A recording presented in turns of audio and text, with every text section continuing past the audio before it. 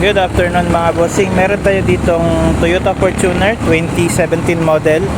Ito siya, nagpa-upgrade si sir ng kanyang head unit. 9 inches po siya. Android head unit na po to.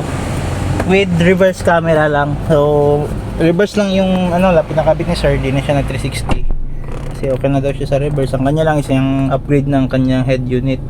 So, ito siya, 9 inches. Fit na fit naman siya mga boss dahil may kasama siyang panel. Ito.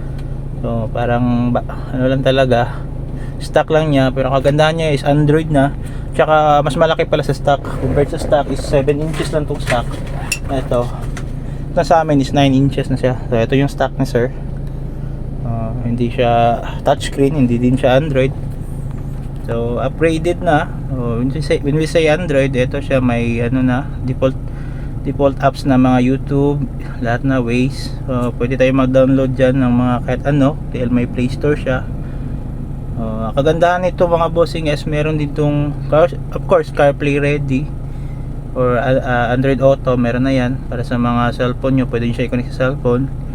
And then meron din itong let me say, ito DSP. So, na-enhance niya yung mga speaker niya kung mahilig kayo sa music. So, meron siyang built-in na equalizer. So, ito siya. Pwede nyo laruan yung gusto nyo. Anong gusto nyo taste sa music. So, again, may kasama siyang reverse camera. So, pag nag-reverse to, tapos yung reverse, yan, automatic siya. Reverse yung display niya. With parking trajectory pa. So, napakaganda niyan mga boss. Napaka-helpful niyan. Again mga bossing napakadali lang i-install, sakit na sakit lang, wala tayong ginalaw sa wiring, may kasama na yung socket. For more information mga bossing, visit lang sa shop. Ito yung shop namin dito sa likod, Andres Autos Accessories Pagadian. Lalabas ko ngayon, maulan kasi. So ito siya, yung landmark natin, Shell Banale. Yan, katapat ng Shell Banale, ito yung shop natin, Andres Autos Accessories Pagadian. Yan, yan Sondra yung main product natin.